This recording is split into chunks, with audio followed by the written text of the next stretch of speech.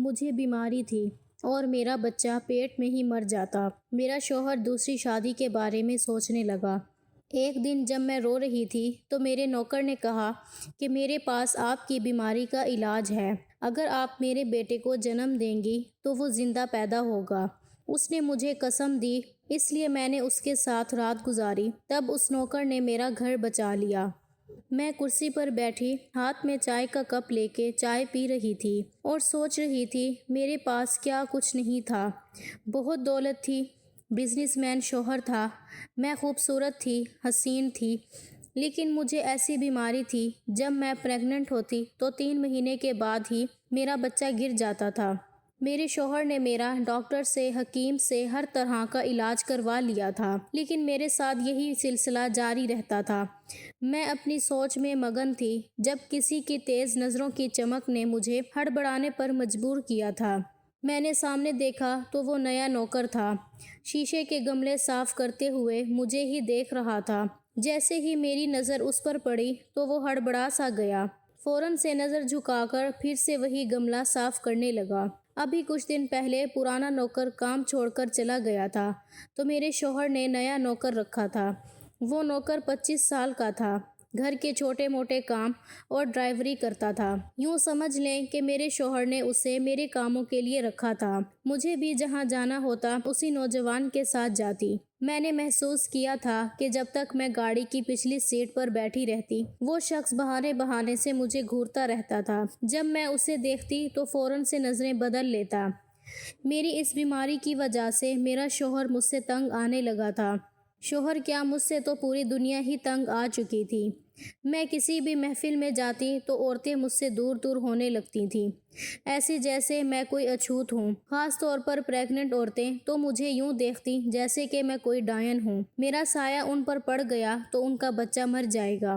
میں جانتی تھی مجھے محفلوں میں لوگ شاید اسی لیے برداشت کرتے تھے کہ میرا شوہر ایک بہت بڑا بزنس مین تھا اور اس کے تعلقات کی وجہ سے سب لوگ مجھے برداشت کرنے پر مجبور تھے۔ رات کو بھی میں ایک پارٹی میں گئی تھی، لیکن بہت سی عورتیں مجھ سے ٹھیک سے بات نہیں کر رہی تھیں، کیونکہ سبھی جانتی تھیں کہ جب بھی میں پریگننٹ ہوتی ہوں تو 3 مہینے کے بعد ہی میرا بچہ گر جاتا ہے۔ عورت کے لیے یہ ایک بہت بڑی تکلیف ہے۔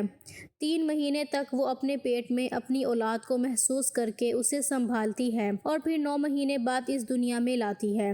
میں نے اپنے آنسو پونچھے اور ہاتھ میں پڑا خالی کپ ٹیبل پر رکھ دیا۔ گھر میں کرنے کے لیے میرے پاس کوئی کام نہ تھا، ہر کام کے لیے نوکر تھے، اس لیے میں ہر وقت انہی سوچوں کا شکار رہتی تھی۔ رات کو جب جمشید گھر آتا تو میرا بجھا چہرہ دیکھ کر اس کے ماتھے پر عجیب سے بل پڑ جاتے تھے۔ جمشید میرے بابا کے ساتھ کام کرتا تھا، میں نے اسے اپنے بابا کے آفس میں ہی دیکھا تھا اور میرے بابا نے اسے خود میرے ساتھ شادی کے لیے کہا، اسے بھی اعتراض نہیں تھا۔ ہم دونوں کی شادی کو 10 سال کا وقت گزر گیا تھا اور اس 10 سال کے وقت میں 5 بار پریگننٹ ہوئی تھی، لیکن ہر بار ہی میرا بچہ گر گیا تھا۔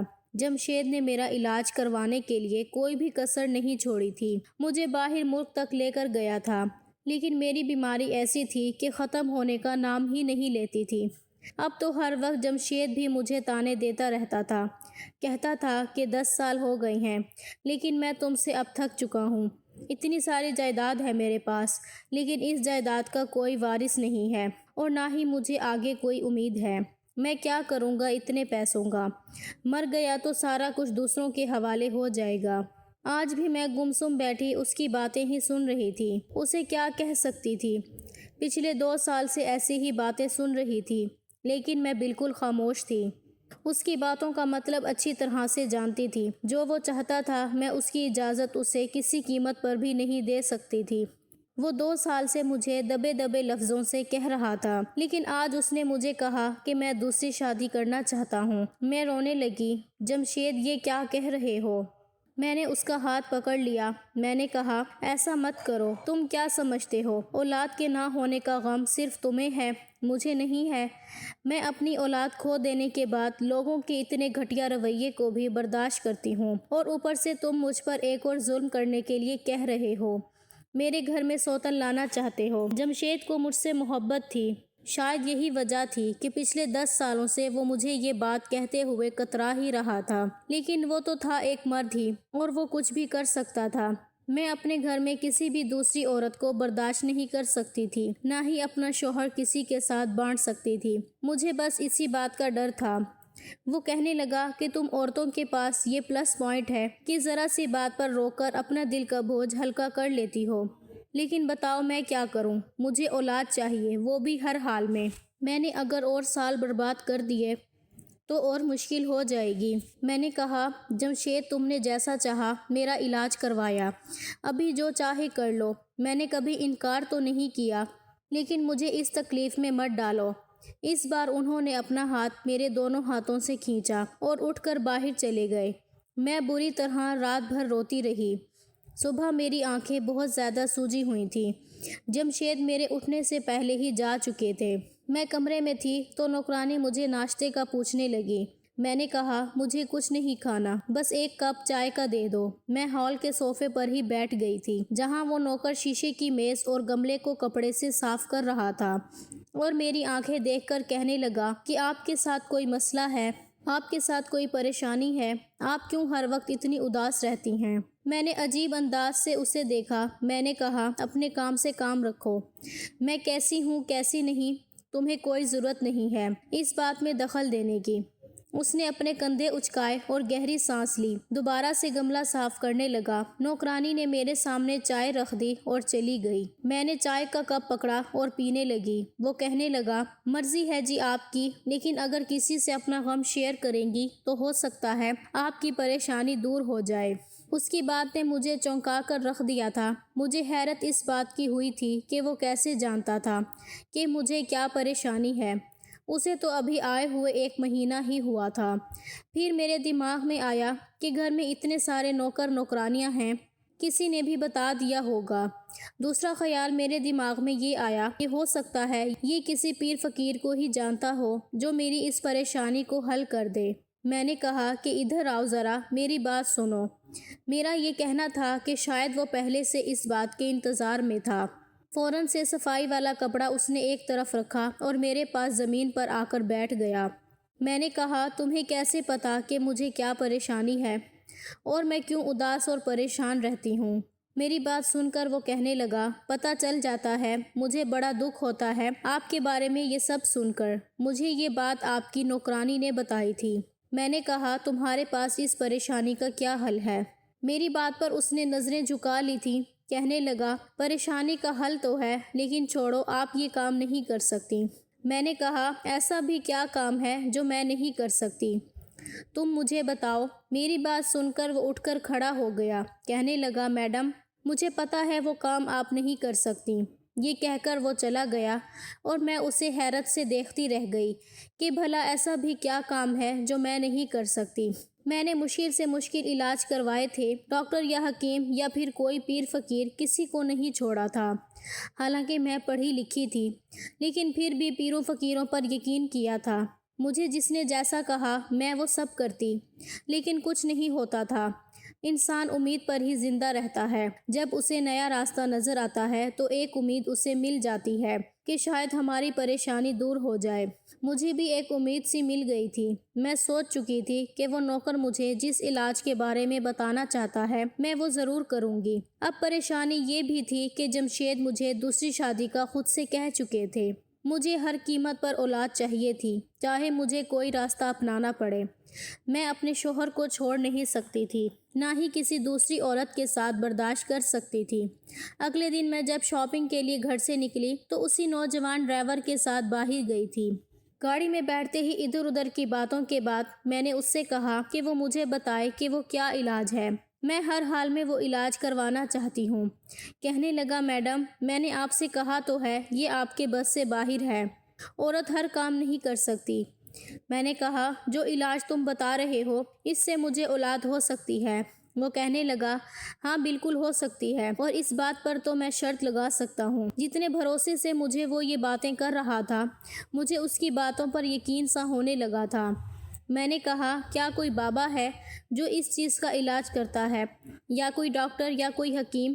میری بات پر وہ ہنسنے لگا، کہنے لگا، نہیں، ان تینوں میں سے کوئی نہیں ہے، ان تینوں کے پاس تو آپ کہیں باہر جا چکی ہیں اور خالی ہاتھ ہی لوٹی ہیں۔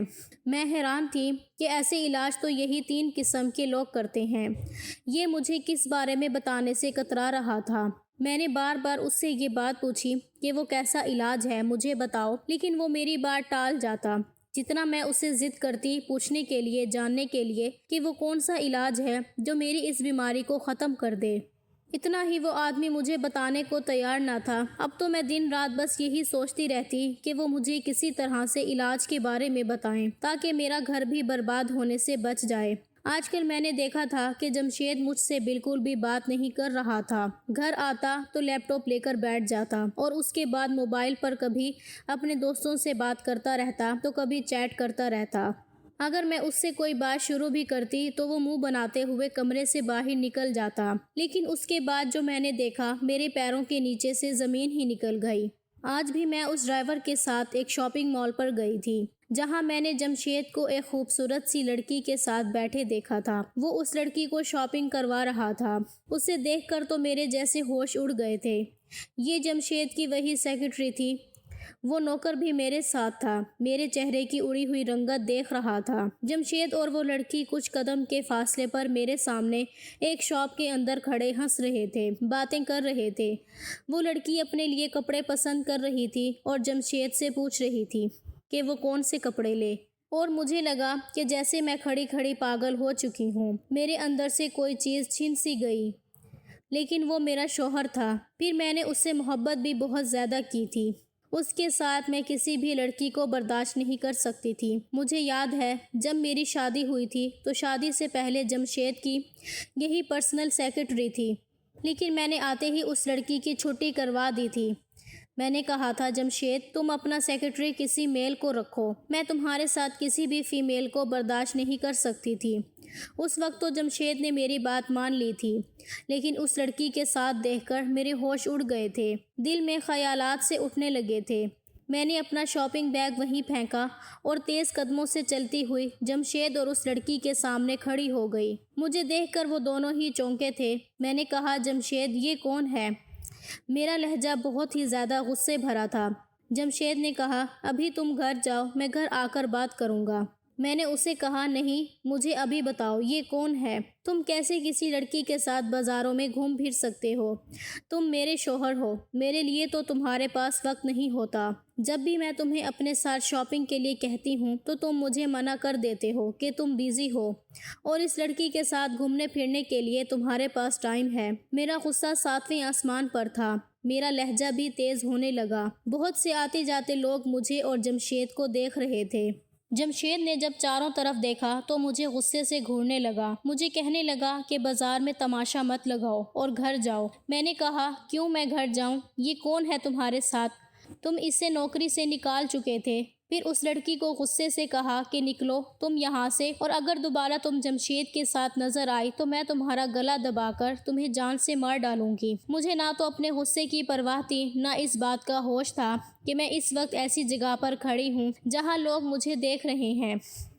مجھے تو بس وہ لڑکی جمشید کے ساتھ کھڑی ہوئی برداشت نہیں ہو رہی تھی۔ میری بات سن کر وہ لڑکی فوراً سے وہاں سے چلی گئی۔ اس کے بعد جمشید نے مجھے بازو سے پکڑا اور مجھے مال سے باہر لے آیا۔ وہ نوجوان لڑکا بھی ہمارے پیچھے پیچھے آنے لگا۔ جمشید نے مجھے گاڑی کا پچھلا دروازہ کھول کر اندر کی طرف دھکیلا تھا اور خود ہی میرے برابر میں بیٹھ گیا اور اس لڑکے سے کہنے لگا، گاڑی چلاؤ۔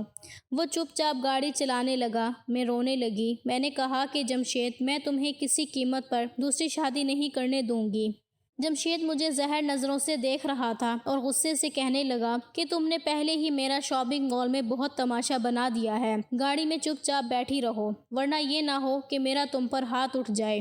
جمشید کا یہ کہنا تھا کہ گاڑی کو ایک دم بریک لگی تھی۔ جھٹکے سے گاڑی روکنے کی وجہ سے میں اور جمشید آگے کی طرف جھکے تھے۔ جمشید اس لڑکے سے کہنے لگا، کیا تم پاگل ہو گئے ہو؟ گاڑی کیوں روکی ہے تم نے؟ وہ پیچھے پلٹ کر دیکھنے لگا، کہنے لگا، صاحب جی، عورت سے اس لہجے میں بات نہیں کرتے، میڈم پریشان ہیں، آپ انہیں آرام سے بھی سمجھا سکتے ہیں۔ میں یہ نہیں سمجھ پا رہی تھی کہ اس نے جمشید سے ایسا کیوں کہا۔ یہ میرا اور جمشید کا معاملہ تھا، وہ کون ہوتا ہے یہ سب کہنے والا؟ یہی حال جمشید کا بھی تھا۔ اسے پہلے ہی مجھ پر غصہ تھا اور نوکر سے کہنے لگا، اپنی اوقات مت بھولو، تم مجھے سکھاؤ گے کہ مجھے اپنی بیوی سے کیسے بات کرنی ہے۔ اپنے کام سے کام رکھو اور گاڑی چلاؤ۔ وہ لڑکا بھی کافی غصے میں تھا۔ اس نے بڑی تیز سپیڈ میں گاڑی چلائی تھی۔ جیسے ہی ہم بنگلے کے اندر داخل ہوئے، جمشید مجھے کمرے میں لے گئے۔ کہنے لگے، کیا چاہتی ہو تم؟ اگر تم نے ایسا ہی تماشا لگائے رکھا تو میں سچ مچ شادی کر کے کسی لڑکی کو یہاں لے آؤں گا۔ میں نے کہا کہ مت بھولو کہ جس جائیداد پر تم اتنا اکڑ رہے ہو، یہ سب میری ہے، یہ بزنس میرا ہے، یہ بنگلہ بھی میرا ہے۔ آج تک میں نے جمشید سے یہ بات نہیں جتائی تھی، لیکن اب جتا رہی تھی۔ میں نے کہا، تم شاید بھول چکے ہو کہ تم میرے بابا کے ساتھ کام کرتے تھے۔ میرے منہ سے یہ سب سن کر وہ کہنے لگا کہ بڑا غرور ہے تمہیں اپنے پیسے پر، اس گھر پر۔ پھر وہ میرے پاس آیا اور چلا کر کہنے لگا، تم نے مجھے دیا ہی کیا ہے؟ ایک اولاد تک تو تم مجھے دے نہیں سکتی۔ تمہیں اپنے پیسے پر اتنا ہی غرور ہے تو ٹھیک ہے، میں تمہیں طلاق دیتا ہوں۔ یہ سن کر تو مجھے لگا کہ مجھ پر کسی نے آسمان گرا دیا ہو۔ میں جمشید سے کوئی بھی امید کر سکتی تھی، لیکن طلاق کی تو ہرگز نہیں۔ منٹ میں ہی اس نے مجھے طلاق دے دی اور چلا گیا۔ کہنے لگا، سنبھالو اپنا گھر اور اپنا کاروبار، میں بھی دیکھتا ہوں تم کیسے سب کچھ سنبھالتی ہو۔ مجھے پیسوں کی کمی نہیں ہے، میں بہت پیسہ بنا چکا ہوں۔ یہ کہہ کر وہ گھر سے نکل گیا اور میں یوں کھڑی تھی جیسے کوئی پتھر کی مورت ہو۔ مجھے صدمہ ہی برداشت نہیں ہوا، میں وہیں گر کر بے ہوش ہو گئی۔ جب مجھے ہوش آیا تو میں اپنے بیڈ پر لیٹی تھی اور ڈاکٹر مجھے چیک کر رہے تھے۔ وہ نوکر اور گھر کی نوکرانی بھی میرے کمرے میں موجود تھے۔ ڈاکٹر نے مجھے ہوش میں لائے تو پوچھنے لگے کہ آپ کو کیا ہوا تھا۔ میں اسے کیا بتاتی کہ میں کیا کھو چکی تھی۔ میں نے کوئی جواب نہیں دیا۔ ڈاکٹر کچھ دوائی لکھ کر کہنے لگے کہ یہ دوائی منگوا لو، آپ ٹھیک ہو جائیں گی۔ ڈاکٹر گھر سے جا چکے تھے۔ اس لڑکے نے اس گھر کی نوکرانی سے کہا کہ میڈم کے لیے فریش جوس لے کر آؤ۔ وہ نوکرانی بھی کمرے سے باہر نکل گئی۔ وہ لڑکا چلتا ہوا میرے پاس آ گیا۔ کہنے لگا، مجھے پتا ہے آپ بہت بڑے صدمے سے گزر رہی ہیں۔ یہ بات سن کر میں نے حیرت سے اس کی طرف دیکھا تھا۔ وہ کیسے جانتا تھا؟ کیونکہ جو باتیں جمشید نے مجھے کہی تھیں وہ کمرے میں کہی تھیں۔ میں نے کہا کہ تم یہ سب کیسے جانتے ہو؟ میرا لہجہ بالکل ٹوٹا ہوا سا تھا۔ کہنے لگا کہ مجھے آپ کی فکر تھی، اس لیے میں لاؤنج میں آ گیا تھا اور آپ کے کمرے کے پاس کھڑا ہو گیا تھا، کیونکہ صاحب جی بھی غصے میں تھے اور آپ بھی۔ مجھے ڈر تھا کہ صاحب جی کہیں آپ پر ہاتھ نہ اٹھائیں، اس لیے آپ کے بیچ ہونے والی باتیں میں سن چکا تھا۔ میں رونے لگی۔ میں نے کہا، اگر میری اولاد ہوتی تو جمشید مجھے کبھی نہ چھوڑتا۔ وہ کہنے لگا کہ اگر آپ علاج کرائیں تو آپ کو اولاد ہو سکتی ہے۔ میں نے کہا کہ اب میں کیا کروں گی، کیسے علاج کرواؤں گی اور کس کے لیے؟ جمشید نے تو مجھے طلاق دے دی ہے۔ وہ کہنے لگا کہ آپ مجھ سے شادی کر لیں، آپ کو آپ کے ہر سوال کا جواب مل جائے گا اور اولاد بھی ہوگی۔ اس کی بات سن کر میں سوچ میں پڑ گئی تھی کہ پہلے جب میں نے اسے علاج کا کہا تو وہ انکار کرتا رہا۔ جیسے ہی جمشید نے مجھے طلاق دی تو وہ کہنے لگا کہ اگر میں اس سے شادی کر لوں تو مجھے اولاد بھی ہو جائے گی۔ میرا سر اس کی بات سن کر چکرانے لگا تھا۔ میں نے ابھی اسے کمرے سے باہر بھیج دیا، لیکن پورا وقت میں نے یہی سوچ کر گزارا تھا کہ ایک بار اس کی بات مان لینے میں کوئی حرج نہیں ہے۔ غصے میں آ کر جمشید نے مجھے طلاق تو دے دی ہے، اگر میں اس لڑکے کے ساتھ شادی کر لوں اور مجھے سچ میں اولاد ہو جائے تو میں اس سے طلاق لے لوں گی اور دوبارہ جمشید سے شادی کر لوں گی۔ وہ بھی مجھے اپنا لیں گے، کیونکہ انہیں مجھ سے اولاد ہی چاہیے تھی، وہ مجھے مل جائے گی۔ میں نے اس نوکر سے کہا کہ مجھے اس سے شادی کرنے میں کوئی دقت نہیں ہے۔ یہ سن کر وہ خوش ہو گیا۔ عدت کے بعد ہی میری شادی اس نوکر سے ہو گئی تھی جس کا نام زبیر تھا، اور آج پہلی بار میں نے اس کا نام جانا تھا۔ میں بہت زیادہ تیار نہیں ہوئی تھی، کیونکہ یہ میری کوئی دلی خواہش تو نہیں تھی، ایک مجبوری کی شادی تھی۔ رات کو وہ میرے کمرے میں آیا تو میرا دل تیزی سے دھڑکنے لگا، محبت سے نہیں بلکہ ڈر سے۔ ایک عورت کے لیے بہت مشکل ہوتا ہے اپنی زندگی میں کسی دوسرے آدمی کو شامل کرنا۔ میں بھی ایسے ہی پریشانی سے گزر رہی تھی، بس وہ اپنا حق مجھ سے وصول کر چکا تھا۔ حیرت مجھے اس وقت ہوئی جب 1 مہینے بعد ہی میں پریگننٹ ہو گئی، لیکن پھر مجھے وہی ڈر لگ رہا تھا کہ کہیں 3 مہینے بعد پھر سے میرا بچہ گر نہ جائے، لیکن اس بار ایسا نہیں ہوا تھا۔ میں نے ایک بیٹی کو جنم دیا تھا، میں بہت خوش تھی، لیکن پھر سے وہی سوال میرے دماغ میں چلنے لگے تھے کہ آخر اس نے ایسا کیا کیا ہے کہ میں نے ایک زندہ بچی کو جنم دیا ہے۔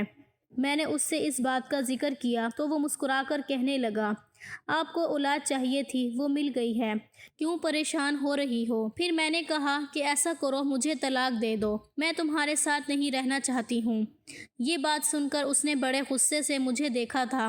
میں نے کہا، میں جمشید سے محبت کرتی ہوں، میں نے تم سے صرف اولاد کے لیے شادی کی تھی۔ میں دیکھنا چاہتی تھی کہ کیا واقعی تم سے شادی کرنے سے مجھے اولاد ہو جائے گی، میں ماں بن سکتی ہوں یا نہیں، اور میں ماں بن گئی ہوں، میں تمہارے ساتھ نہیں رہنا چاہتی۔ وہ کہنے لگا، جس دھوکے باز کے ساتھ آپ رہ رہی تھی وہ خود ہی آپ سے اولاد نہیں چاہتا تھا۔ ہر 3 مہینے بعد وہ آپ کو ایک ایسی میڈیسن دیتا تھا جس سے آپ کا بچہ ختم ہو جائے۔ یہ سن کر میں حیرت سے اسے دیکھنے لگی۔ میں نے کہا، تم جھوٹ بول رہے ہو۔ کہنے لگا، میں سچ کہہ رہا ہوں، آپ کے شوہر نے آپ سے پیسوں کی لالچ میں شادی کی تھی، اس کے پاس پیسے نہیں تھے اور یہ ایک کامیاب بزنس مین بننا چاہتا تھا، لیکن آپ سے محبت نہیں کرتا تھا۔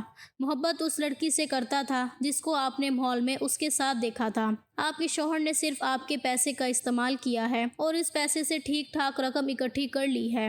آپ سے نہ تو انہیں اولاد چاہیے تھی اور نہ ہی آپ کا ساتھ چاہیے تھا۔ یہ کہہ کر اس نے مجھے فون تھما دیا جس میں جمشید فون پر اس لڑکی سے ساری باتیں کر رہا تھا۔ اب اس کے پاس اتنی دولت ہے کہ اسے نہ تو میری ضرورت ہے اور نہ ہی میری دولت کی۔ زبیر کہنے لگا کہ یہ سب باتیں میں اس وقت سن چکا تھا جب میں نے یہاں نوکری شروع کی تھی، اس لیے مجھے آپ سے ہمدردی ہونے لگی تھی۔ کب یہ ہمدردی پیار میں بدل گئی مجھے پتہ نہیں چلا۔ آپ بالکل ٹھیک ہیں، آپ کا شوہر ہی آپ کے ساتھ وفادار نہیں تھا۔ کیا ابھی آپ اس آدمی کے ساتھ رہنا چاہتی ہیں؟ وہ یہ کہہ کر کمرے سے باہر چلا گیا اور میں بھی زبیر سے پیار کرنے لگی تھی۔ اب میں اس کے ساتھ رہنے لگی تھی۔ ایسے انسان کے ساتھ رہنے کا کیا فائدہ جس کے ساتھ زبردستی کی جائے، جو آپ کے ساتھ رہنا ہی نہیں چاہتا ہو۔ تو دوستو، اگر آپ کو یہ کہانی پسند آئی ہے تو ویڈیو کو لائک کریں اور چینل کو سبسکرائب کریں۔